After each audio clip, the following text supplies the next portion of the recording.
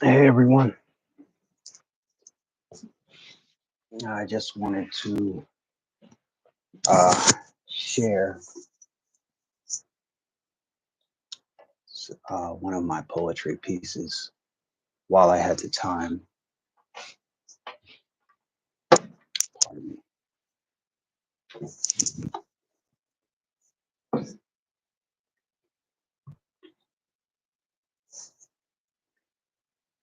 I'm not sure if I had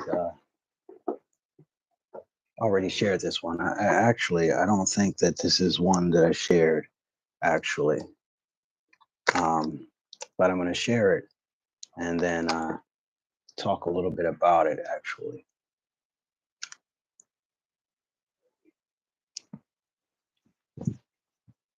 So let me see. Maybe I don't need these. All right, so I'm going to try to read it. It is called reciprocation. Rain, hail, sleet, and snow may blow. Seasons come and seasons go. Feelings change like the moments in time. Change is the constant, always shown. But through it all, this love holds strong. Within the eye of a storm is calm, sustained by faith of God and will from a supernatural knowing. The energy of my heart is swelling within the pleasure of love so showing. From every expression you freely give, with every moment we choose to live, and dare to dream that this can be all that we can imagine to see. All that we have hoped for in places and times when everyone we met was blind and felt like a waste of time. But no, all those people helped us grow and see ourselves in our mistakes, for we were the only ones willing to change. To hold ourselves back to please others made us be taken for granted and paired with a hurting companion that could only value us as much as they value themselves. But it's a new day. The sun is swelling and glowing upon our faces because we have found within our love for once reciprocation.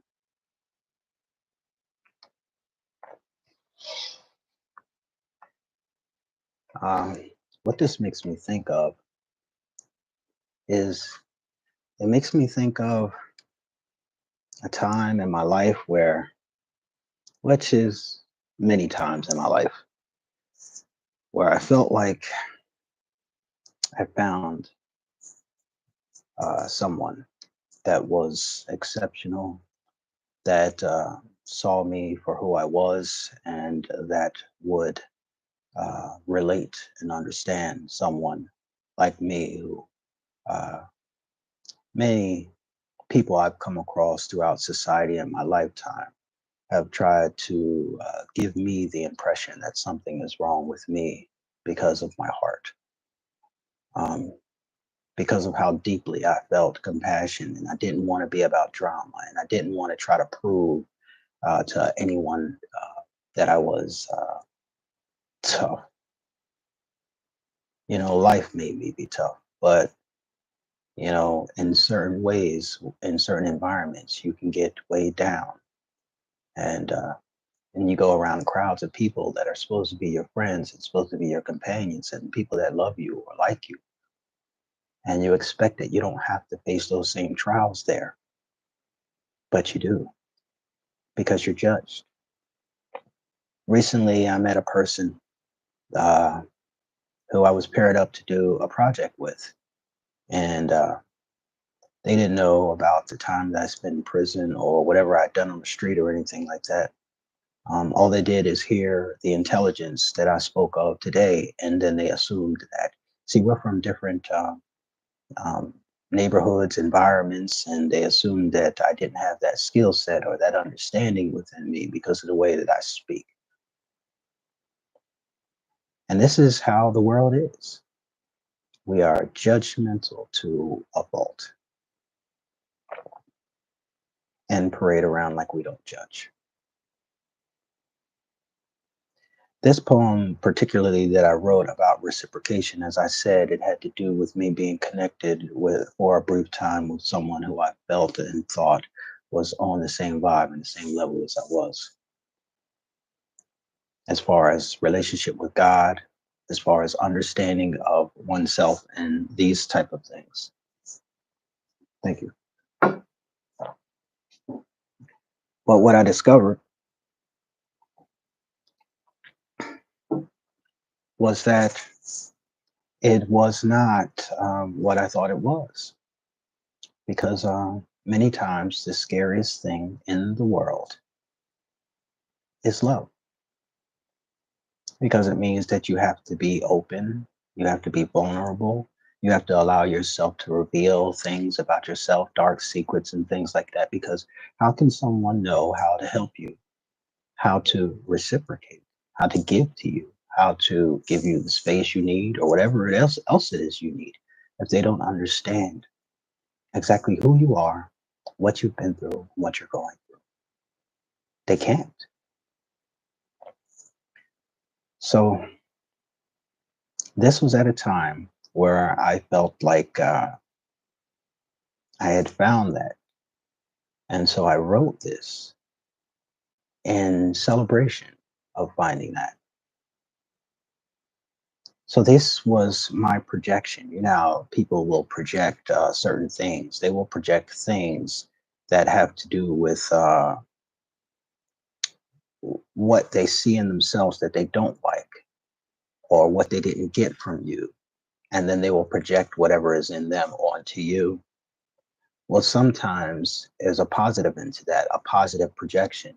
We have a projection where we look at other people and we're really looking at ourselves, but we imagine that we're seeing the truth of them. And then we say, I see such beauty in you. I see such strength in you. I see such courage in you. But their history doesn't show that they have courage, strength, or beauty inside. And they're not even trying to be that way. So, what is it that you actually see? You're seeing yourself. You're projecting onto another person what you have in you. See, projection is not just a one way thing that happens when you see something negative. Projection also happens when you see something positive, but you may just be seeing yourself and imagining that it is the other person, when in actuality it's not. It's you projecting your good qualities onto someone else because you wish and hope and want them to be that. So, this is what happened to me when I was projecting this poem onto another human being that did not have those qualities at all that I later on found, but these were my qualities. So, in that sense, this was a poem about me and my relationship with myself, because I'm constantly looking for myself and others, but constantly being disappointed because there is no one like me, just like there is no one like you. We're all completely unique. How you doing? We're all completely unique. We're all completely different than everyone else. We all have our struggles, our hardships, our victories, and our triumphs. But what I'm telling you here is this reciprocation that you seek, it really is more about you giving to yourself what you would once give to others. It's a strange way to look at reciprocation. But reciprocation has to do with give and take, right? It has to do with putting something out and receiving that back, right? So put something out for yourself. And this is what happens when you generally and truly and 100% put something out for yourself. I'm talking about love. I'm talking about energy. I'm talking about positive vibes. I'm talking about self confidence, self love, giving to yourself what you would normally give to someone else. What will happen if you genuinely and truly are doing that? There is an automatic energetic reciprocation. It comes back to you. You, your unconscious self, will bring back to you what you have put into yourself. And see, and this is the idea behind putting yourself first if you want to love your family and everybody else around you instead of putting them first. When you invest into yourself emotionally, spiritually, mentally, physically, there is a reciprocative energy that gives you something from what you have consciously and actively done to do for yourself. That energy just does its own thing. It's like you ever wind one of those things up. There's this thing that you wind up and it's hard to wind up, but after a while you can let the lever go and the lever just keeps going. It's like that. The reciprocative effect of sowing seeds into yourself that are positive, the reciprocative effect is that it starts a chain reaction that it continues on after what you have done and then feeds something else within you. It adds to you. And from that energy, that extra energy, after you've done the work that comes to you, that seeps out of your I don't want to say pores, I want to say energetic pores. It seeps out of you. And when it seeps out of you, it spreads to everyone around you. Now, there are a lot of people that don't want to do the work on themselves. They rather just see themselves a certain way and it not be true. That's called delusion. And there's a lot of people that don't want to put in the work. That's why, if you're like me, you might find yourself who is putting a tremendous amount of work on themselves and looking to have a relationship or something like that. And you might find that there's no one around that you can find that wants to vibe really with you because they understand that they probably have to put that much work in on themselves and they don't really want to, especially when there's so many options that won't require them to do such. And you're over here looking for someone who's going to put the same work in that you put in, who's going to travel that path with you, maybe even help you put more work in as you help them put more work in. They don't want to do that. But just being around you sometimes will cause them to feel like they're not doing enough, like something's wrong with them. And that's not the impression that you want to give at all. But that's the impression that they receive because that's how they really feel.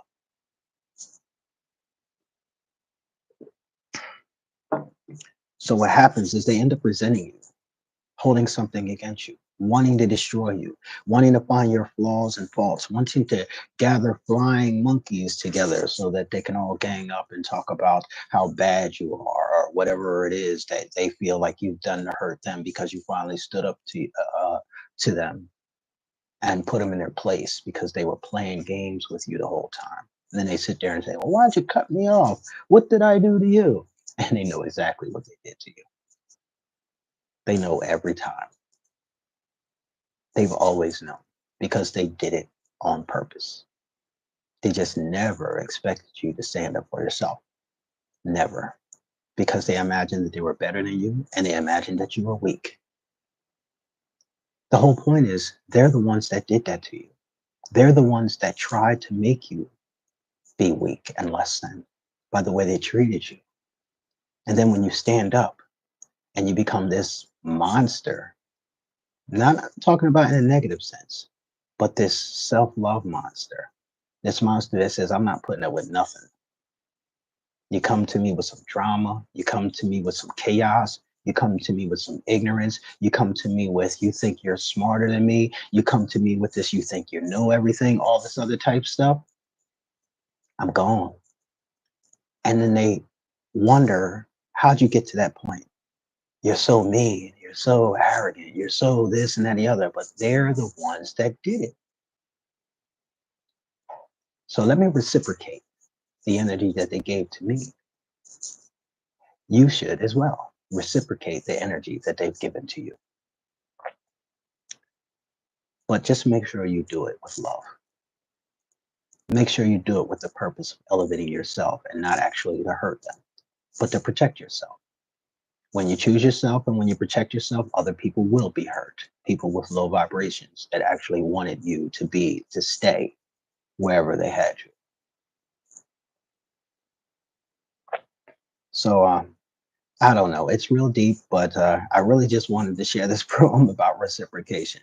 But it ended up going into a synopsis about what reciprocation is not, or the negative sides of that, or how you can look at it in different ways. I don't know. I think outside of the box all the time. But this is just how I felt. And I discovered this live stream thing on here, and I just felt like I wanted to try it out. So this is my attempt of trying that out. Thank you. And we're going to keep going. And every now and then, it seems like I will have time like this in order to, present something that I wouldn't normally present, and share it like this. I got a lot of poems and stuff like that. I got a lot of other stuff. I was also thinking about starting a membership program where I'll start to read more of my meditations that I put on my page. I have two meditations from the Trials and Tribulations series that I started to put together. I have so much of that information, but I was figuring maybe I'll do it for an exclusive group that really is into that type thing. And also my novel. Maybe I just don't mix everything in together, but start sectioning things up for because there's so many different things that I do. Sometimes my music videos get in there and they touch the people that really just want to hear my meditations. Sometimes my horror novel gets in there and it touches the people that really just want to hear my music. Sometimes it mixes up with the messages that I want to give on my heart and stuff like that. And people might not want to see one thing, I might not want to see another thing. So I'm still figuring out how to do it. I just got everything on there because I just wanted to share what I could do. I feel like they're all gifts from God. I really do, and I feel like they're all something that I'm meant to share. You know, but I do feel like well, I'm speaking to you, so that means that I have to be considerate and concerned about you. You know, good audio is a priority. The mic is okay. It's scratching my jacket. I'm sorry about that. Thank you for letting me know that because I have no way of knowing because this is my first time doing this. So I'll try to get on top of that and figure out how I can make that a better thing. Does it sound better now?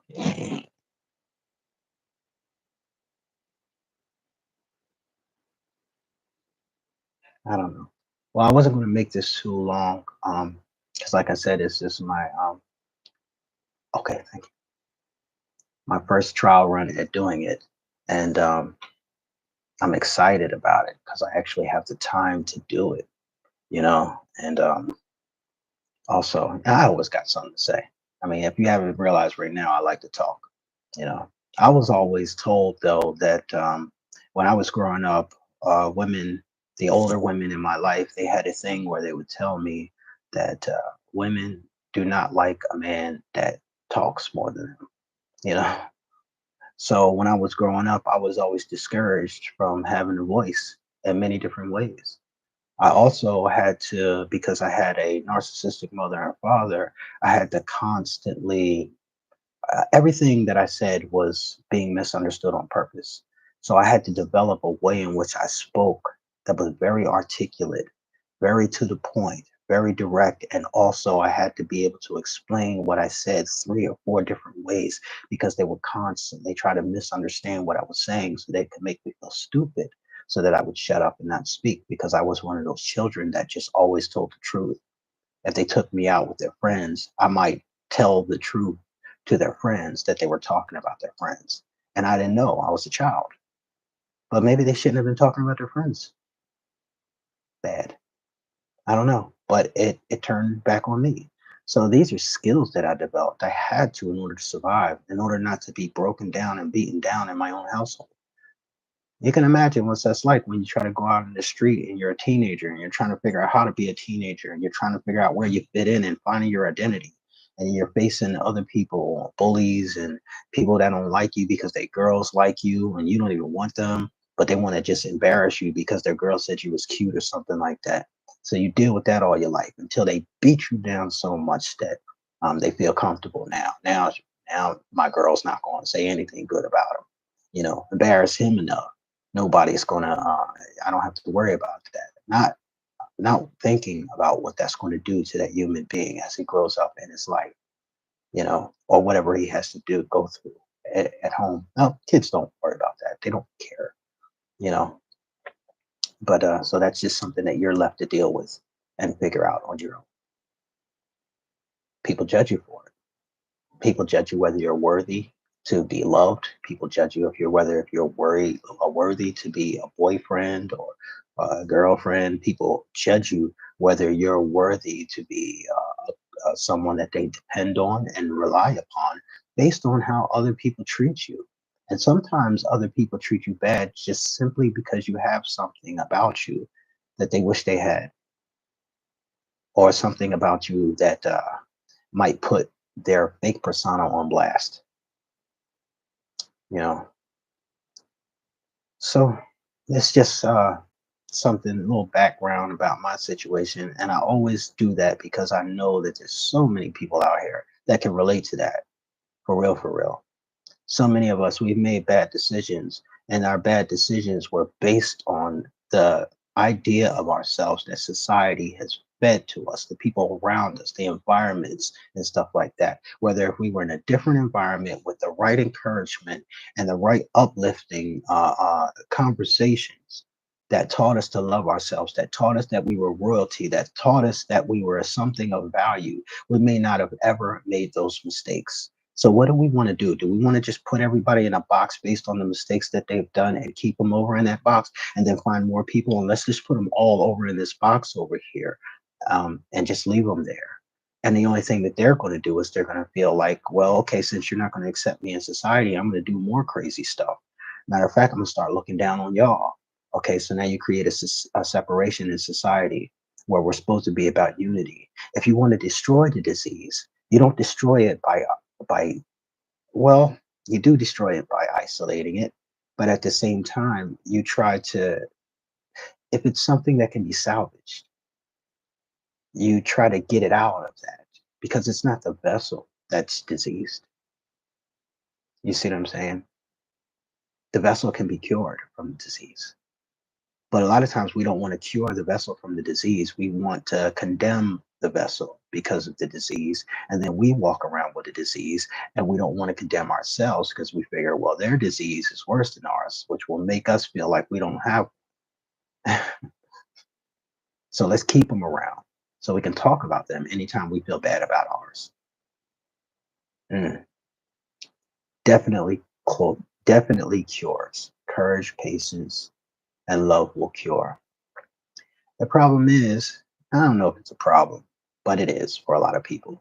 Courage has to do with fear, facing fear, accepting fear, understanding fear, and also and overcoming it. Patience has to do with waiting with a positive attitude. And love has to do with being connected with your higher self. That means you have to have a connection with something greater than yourself. You know what I'm saying? The best version of yourself is that version that is connected with the collective consciousness. Some refer to it as the Elohim. Jesus said the word Eloi, Eloi. In the book of James, you can read about it. And we was talking about the collective consciousness. Many times in the Bible, God says things and he uses the article we. You know what I'm saying? So there are certain things in which you can look at about that. And we have evidence that we have this power, the peace of God that's in us, that is actually a power of manifestation, which helps us with courage, which helps us with patience, which helps us with self love and connecting with Him. And it refers to us as gods, but in with a little g, not on the level of Him, not in the least. But those words are used. It's in Psalms chapter 82, verse 6. You can read it, particularly verse 6, and it's probably many other places in the Bible. So, and many other places talk about this type of thing as well. So, yes, I absolutely agree. But that's a process that's it's not easy, and it takes a lot of time. It takes years, many times. And the reason why it takes years is because we spent so much time running from that work, from doing that work, from the work that will build courage, the work that will build patience, and the work that will build love, particularly self love. Self love is the type of love that if you cultivate it within yourself, it's the type of love that will automatically spread out to others. Change doesn't happen because you try to change. Change happens because you implement something different than what you used to do, from what you used to think, from how you used to live. And people can change in that way. I started to think of something different. I started to do something different. I started to deal with things differently, which is what people don't normally do. So when 20 years later I come back, people expect me to be the same because they're the same. Projection, you see? And many people will feel they have the right to talk about you, even though they know they have not been around you for so long, so long. Somehow they feel like they know you. It's a sad thing. And there's nothing wrong with addressing sadness because sometimes truth it's full of sadness. If we were to say, let's only talk about happy things, we would never be addressing truth. That's why for the statement truth hurts. So obviously when we're addressing truth, there's going to be a negative aspect to it, there's going to be an upsetting aspect to it, there's going to be an aspect to it that causes you uncomfortability, discomfort, and people have to be okay with dealing with discomfort, especially with their own issues. People have to be okay with people telling them something about themselves that is something that they need to see in order for them to reach the level of self-love rather than becoming defensive and thinking somebody is just a hater because they're telling them something. Sometimes people ain't haters. Sometimes people are telling you what you need to hear in order for you to advance to the next level of self development, of self growth, of self mastery. I give you a plug on a book that I read that was paramount to how I changed.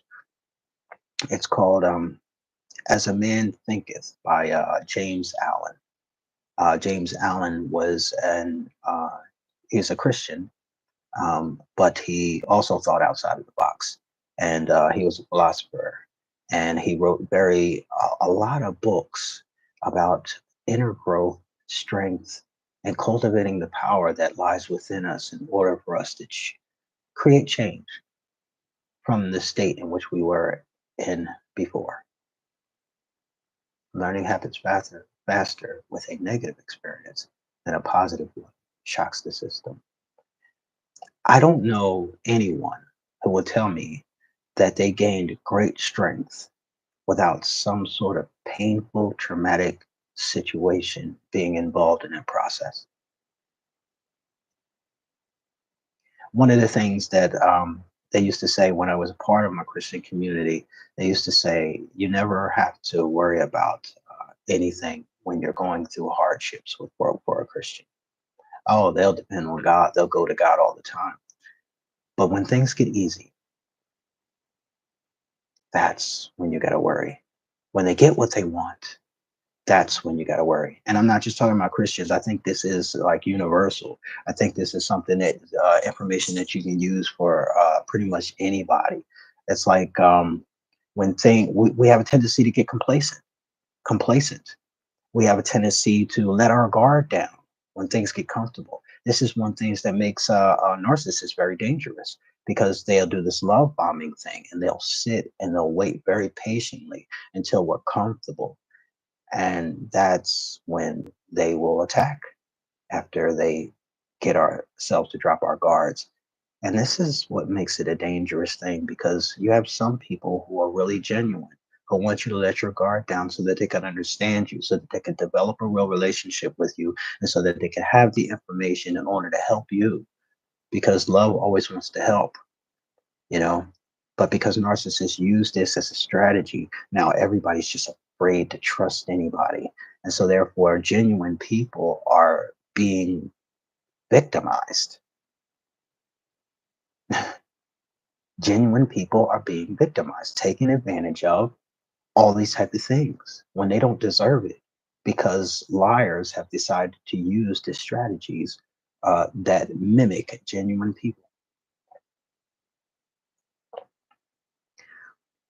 So uh, I've gone all along. I'm up here for 30 minutes right now, and I wasn't expecting to be. But I appreciate you. Global, I see you. Grounded Extracts, I see you. I appreciate you guys for coming on.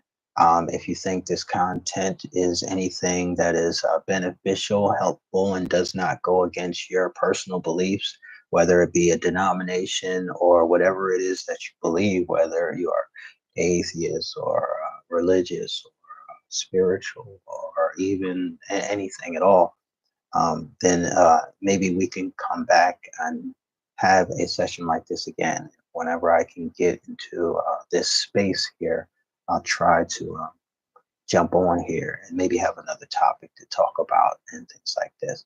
But I appreciate your interaction and your feedback, especially about the mic and everything like that. You made some good points, Global. I salute you for that. You know, so I'm gonna get up out of here because I have some studying and some things to do. But I appreciate you. Um, Signing off.